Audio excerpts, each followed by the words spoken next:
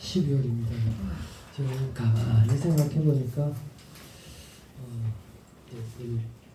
우리가 믿는다라는 믿음, 믿음에 대해서 참 조금은 이제 좀 생각을 하게 되더라고요. 우리는 이렇게 뭐 믿는다라고 할 때 친구든 또 어떤 사람 사이의 관계든 하나님과의 우리 신앙의 관계든 믿는다는 것은 어떻게 생각하면 열이 있으면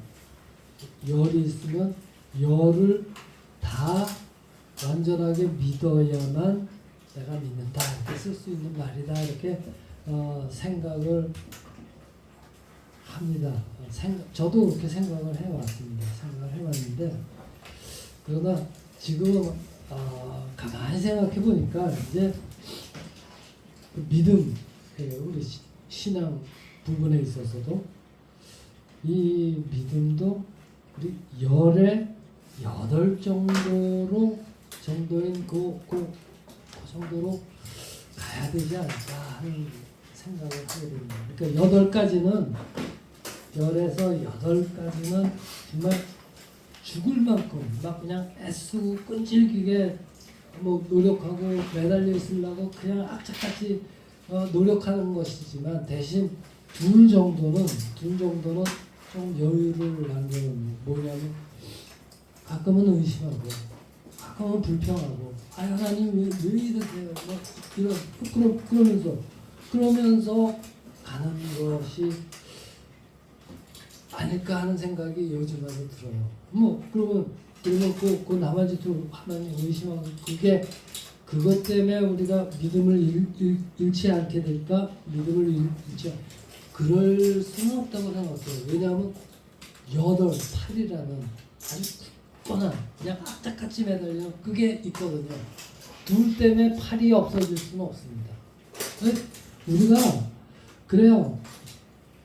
완전한 믿음, 열의 10가지 그냥 완전한 믿음이 과연 나에게 있을까? 저는 쉽지 않다는 겁니다. 그래 오히려 어차피 적당히 실수하고 뭐 성경에 뭐 인물들이 다 그렇잖아요. 적당히 실수하고 불평하고 뭐 의심하고 하면서 하나님 앞에 나가는 그날까지 살아가는 거. 그게 오히려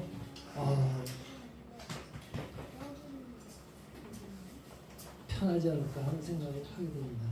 열의 10가지 꽉 채우려면 정말 제 능력으로는 뭐 하나님이 이렇게 만들어주시면 되겠지만 제 능력으로는 안 되는 것 같아요. 그리고 그때가 되면 그때는 이제 하나님 앞에 나가 있을 때가 그때겠죠. 열의 8 정도 거기까지만 그냥 악착같이 노력하고 가는 게 그게 되는 게 아닐까 하는 생각도 요즘 와서 해봅니다. 그러니까 우리 믿음이라는 것도 믿음에도 지능이 필요합니다. 지혜가 필요합니다. 지혜가 없으면 지능이 없으면은 믿지를 못해요. 알아야 믿는 거죠. 제가 왜 이 말씀을 오늘 이렇게 설교 시작에 전에 이렇게 드리냐면 우리 인류 역사에서 그 아주 획기적이고 엄청난 사건들은 과연 무엇인가 이런 거 생각해 본 적 있으세요? 인류 역사에서. 그래서 우리 학교나 이런 데서 배운 건 뭐예요? 인간이 뭐를 사용해요? 불을 사용한 거. 이게 인간의 그 인류의 역사의 그 획기적인 전환점이고 뭐 도구를 사용하고 뭐 어쩌고 뭐 여러 가지 있죠. 뭐 엄청난 사건들도 인류 역사를 보면 많이 있죠. 뭐 엄청 그 세상적으로 얘기하면 원숭이에서 사람으로 진화된 거 이거 엄청난 사건이겠죠. 그들이 볼 때는. 그러나 우리 성경 어느 목사님이 말씀하신 것이 인류 역사 속에서 정말 놀라운 사건들 많지만 가장 크고 놀라운 사건, 그것이 무엇이냐? 하나님의 아들 예수 그리스도께서 사람으로 이 땅에 오신 것. 이게 가장 크고 놀라우고 있을 수가 없는 일이 일어나는 거예요. 그리고 저는 거기다 첨가해서 이제 아직 아니지만 그러나 확정된 주께서 다시 오시는 그 사건. 이게 우리 인류 역사에 있어서 정말 엄청난 사건입니다. 이게 가장 크고 놀라운 사건이거든요. 근데 세상은 그렇게 생각하지 인정하지 않거든요. 세상은 그래서 예수님이 이 탄생하신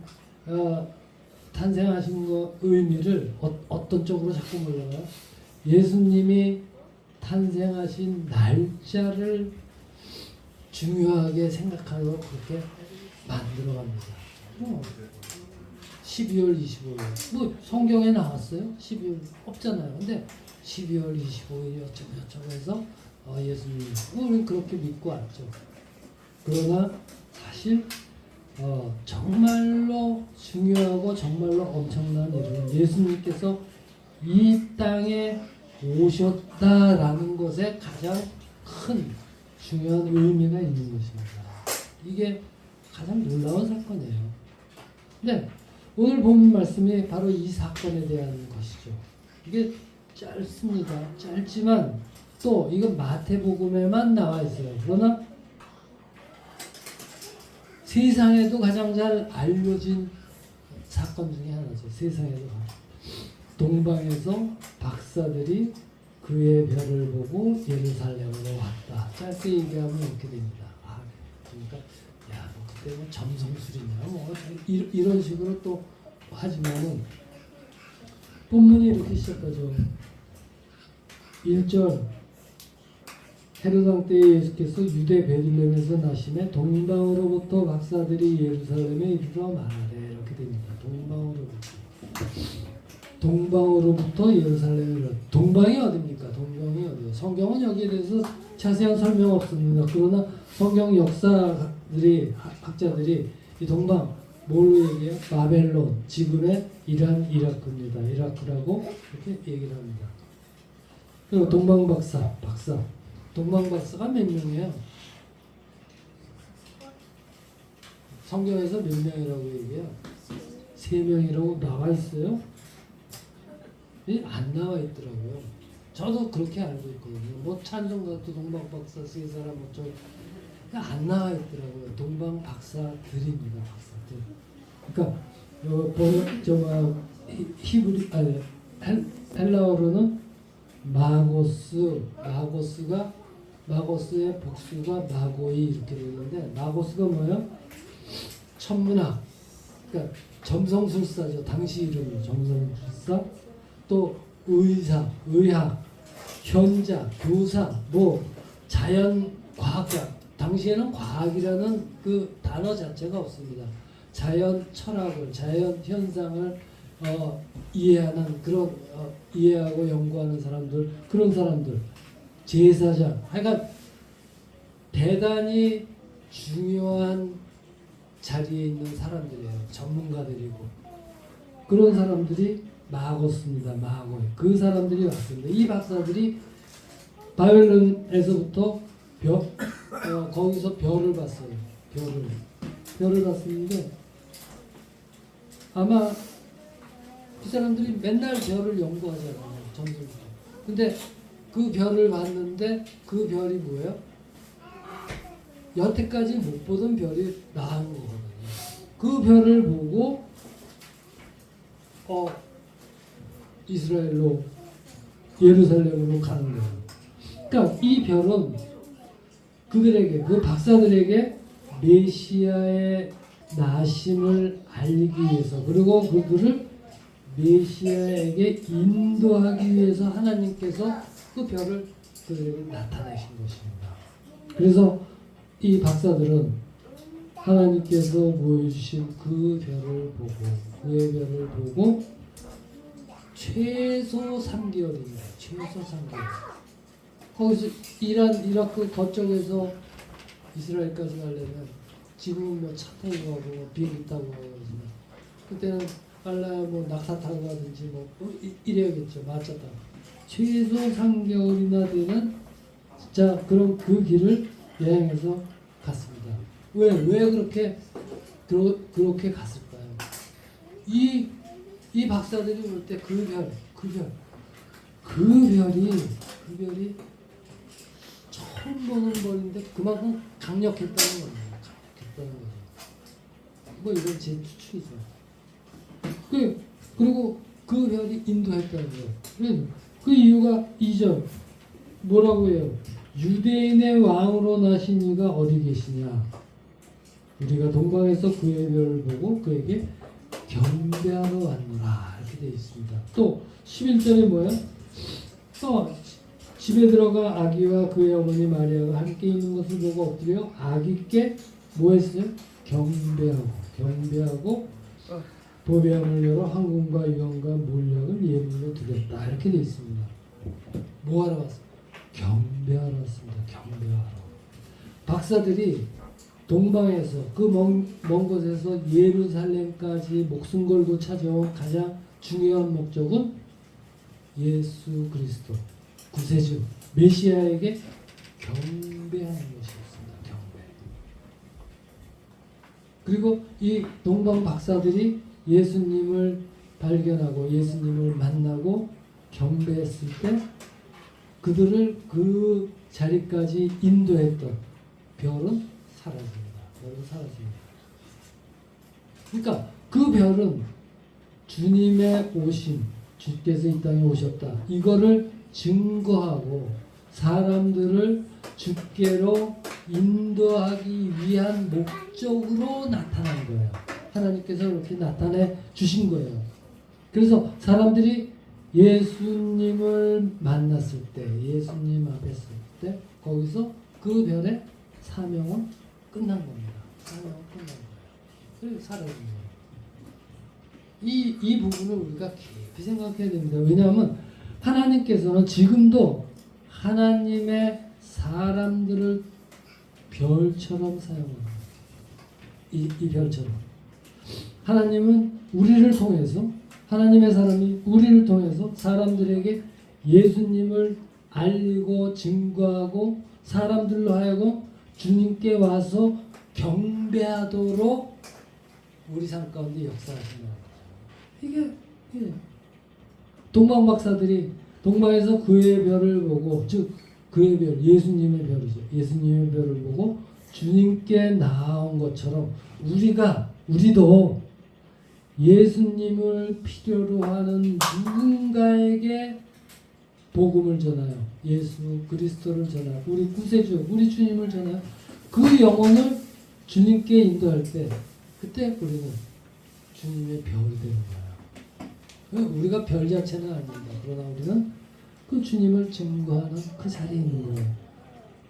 다만 우리가 별 자체는 아니지만 우리를 구원하신 예수 그리스도를 우리로 하여금 하나님께로 나아가서 우리를 구원하신 예수 그리스도를 나타내고 증거하는 그런 역할을 우리가 할 수 있다라는 말입니다. 그러므로 어떻게 돼요? 결론은 딱 나오는 거죠. 우리는 그리스도의 빛을 증거하는 그리스도의 별이 되어야 됩니다. 예수님. 이게 우리의 사명이에요. 우리에게 주어진 사명이에요. 이 부분을 뭐 심각하게 생각할 필요 없습니다. 사명이니까 다 나가서 나가서 여러분 보고 나가서 예수 그리스도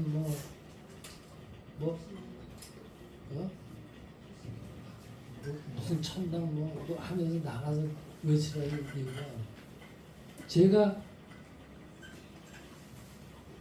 제가 중학교 고등학교 이때 다닐 때는 초등학교 마찬가지예요. 성탄절이면 뭐 했어요?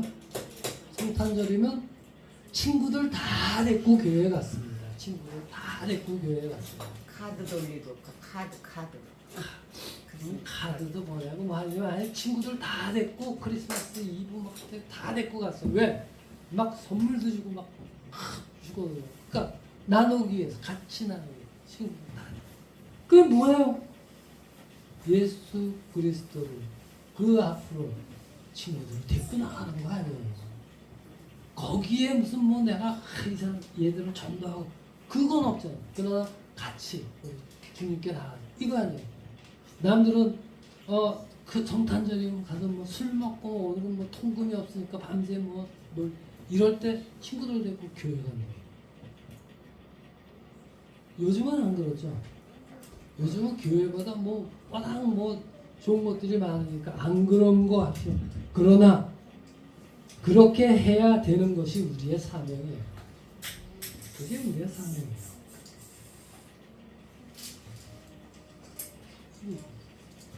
네, 하나님은 동방 박사들에게 그의 별, 예수 그리스도의 별을 통해서 구세주의 탄생을 알립니다. 세상에. 근데 세상은 어때요? 세상은 여기에 아무 관심 없습니다. 관심 없습니다. 여전히 메시아를 그토록 기다리는 유대인들처럼 조차도 무감각해요. 무감각합니다. 무감각하잖아요. 동방 박사들이 와서 알려줘요. 동방 박사들이 바벨론 자기네들을 잡아갔더니 그 바벨론 그들이 메시아가 태어났다고 알려줘요. 이게 웃겨요. 뭐 무감각합니다.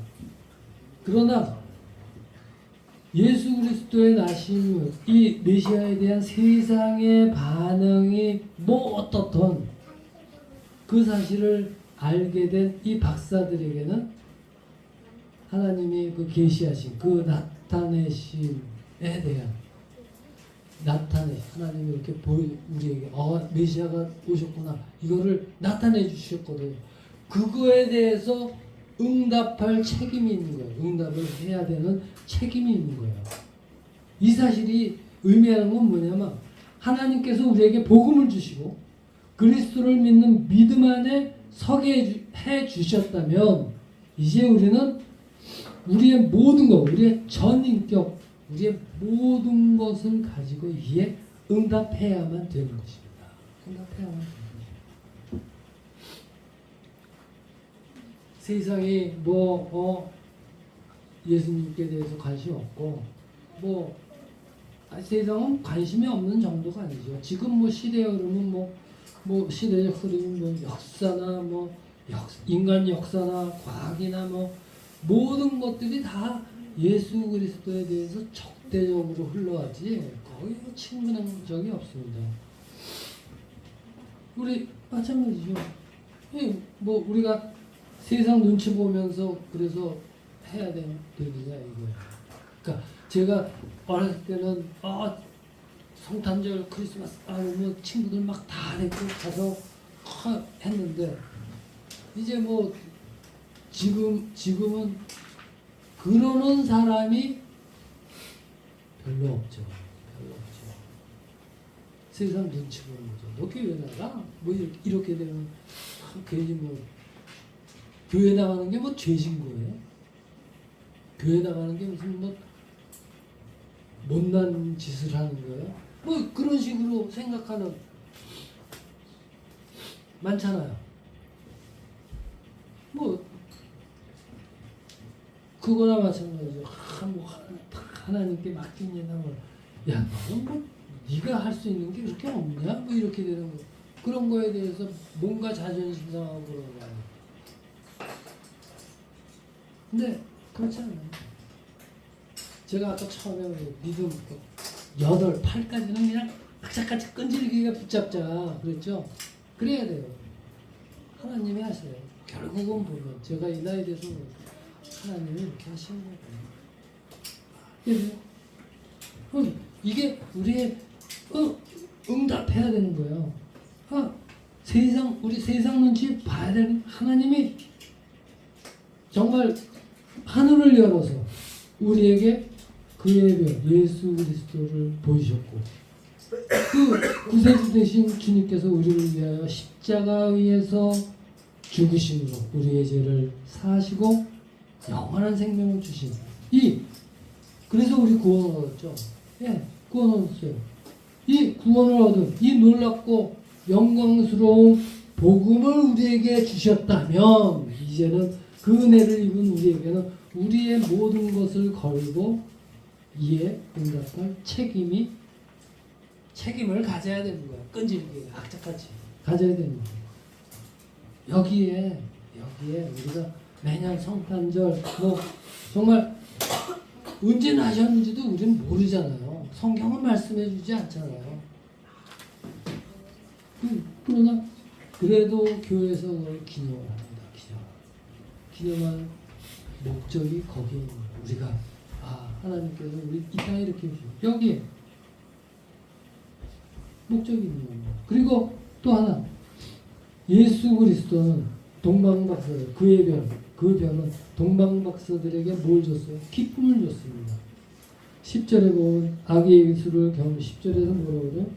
그들이 별을 보고 매우 크게 기뻐하더라. 왜? 정말 험난한 길을 찾아왔는데 그 여행 마지막 순간에 어떻게 된 거야? 어디에 계신 거야? 하고 있을 때 다시 나타나서 그들을 예수께로 인도해 줬거든요. 그 별의 인도를 통해서 정말 기쁨을 얻었습니다. 우리에게 그런 기쁨이 있나요? 우리에게?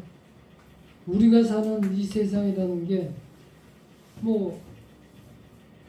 우리가 기뻐하고 좋아할 때가 언제냐? 돈 생기면 좋아하죠. 참 뭔가 지갑에 지폐가 넉넉하게 있으면은 참 평안해요, 여러분. 세상에는 참 평안 없고 참 기쁨 없습니다. 우리 매일매일이 사실은 불안한 게 세상인데 한번 세계적으로도 봐요. 드글드글 끓잖아요. 나라적으로도 드글드글 끓고 우리가 알아야 되는 거는 모르고 몰라야 되는 거는 다 조작 이렇게 하여간 자기네들 마음대로 우리를 이끌어 가잖아요. 우리 마치 개돼지처럼 우리 살아가잖아요. 여러분들 우리는 돼지라고 나는 돼지가 아니야 생각해요. 그럼 동물농장 한번 읽어보세요. 나는 과연 돼지가 아니에요. 개 정도 되면 그래도 좀 낫죠. 개같이 충성한다 그러죠. 개. 네, 우리 정말 매일매일이 그래요. 우리에겐 참 편안해요. 그러나 우리가 그의 별 예수 그리스도를 바라볼 때 우리에게 불안 사라지고 우리에게 산소망의 기쁨이 우리가 소유하게 됩니다. 그의 별을 보고 기뻐한 동방박사들의 그 기쁨이 정말 진정한 참된 기쁨이라는 것입니다. 주님은 이렇게 우리에게 정말 진정한 기쁨을 주시기 위해 이 세상에 오신 것입니다. 이게 주께서 이 땅에 오신 가장 큰 사건이 되는 거예요. 그래서 우리는 여전히 세상과 하나님 사이에서 갈등하는데 제가 처음에 했죠. 8가지 10의 8까지는 악착같이 끈질기게 붙잡고 늘어지라고 2 정도는 여유로 남겨놓고 8 정도는 악착같이 왜? 세상에는 참 평안 없습니다. 세상에는 없습니다. 정말 우리가 진정한 평안 누리기를 원하고 기쁨을 원한다면 예수 그리스도를 바라보십시오. 예수님만이 우리의 기쁨 소망입니다. 우리의 기쁨. 우리가 예수 그리스도를 바라볼 때 거기에는 어떤 절망이나 슬픔이나 불안, 방황 없습니다. 오직 기쁨이 있습니다. 왜 그렇습니까? 예수 그리스도에 대해서 누가복음에서 우리 그 말씀 있죠. 하늘에는 영광이요 땅에서는 기뻐하심을 입은 사람 중에 평화 이렇게 돼 있죠. 기뻐하는 사람 중에 평화가 아니라 기뻐하심을 입은 사람 중에 평화입니다. 우리가 하나님의 기뻐하심을 입었어요. 우리에게 있는 기쁨은 그냥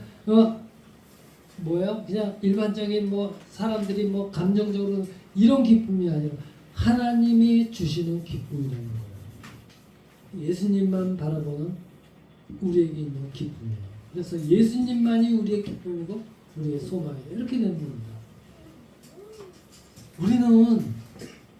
우리는 이미 인류 역사에서 가장 크고 놀라운 하나님의 큰 일의 시작 뭐예요? 주께서 이 땅에 오신 초림이죠. 처음으로 이 땅에 오신 것을 우리는 지금 믿음 안에서 지금 확인했고, 믿음 안에서 우리 확인했잖아요. 믿음 안에서. 제가 8개까지는 아주 악착같이 끈질기게 붙잡으라 그랬죠. 붙잡아야 됩니다. 믿음 안에서 확인하는 거예요. 이 땅에 오신 것을. 그리고 그 큰일, 하나님의 큰일의 완성이 뭐예요? 다시 오실 주님을 기다리는 재림하신 일. 그거를 지금은 우리가 믿음 안에서 기다리고 있는 자리에 우리가 있는 거예요. 우리는 정말 이 확정된 승리와 기쁨과 평화를 지금 우리의 삶 속에서 누려야만 하는 것입니다. 누려야만. 왜? 기뻐하심을 입은 사람들이니까. 기뻐하심을 입은 사람들. 모든 일들이 지금 기쁨이 없는 것 같고 참 매일매일의 삶이 지겹죠. 지겹고 그래요. 나이가 들어가니까 세월은 또 이렇게 빨리 가. 좀 튼튼히 갔으면 좋겠는데 근데 세월은 빠르고 그리고 세월이 빨리 가면 또 재밌는 일이 많아야 되잖아요. 근데 요즘 재밌는 일을 뭔가 하려고 그러면 돈이 있어야 돼. 근데 돈은 없어. 매일의 삶이 기뻐요? 기뻐요? 기쁨 가운데 살아가요? 지금 제가 얼굴을 쫙 보니까 이렇게 기쁨 가운데 살아가는 거 같지가 않단 말이에요. 아니야. 근데 우리는 정말 하나님께서 주시는 기쁨과 평화를 지금 우리의 삶 속에서 누려야 됩니다. 누려야 돼요. 왜? 우리에게 우리는 기뻐하심을 입은 사람들, 하나님이 주시는 기쁨을 나누는 자들이니까요. 이거예요. 12월이에요. 2025년 12월이니까 또 이제 성탄절 얼마 안 남았죠. 성탄절 참 어떻게요?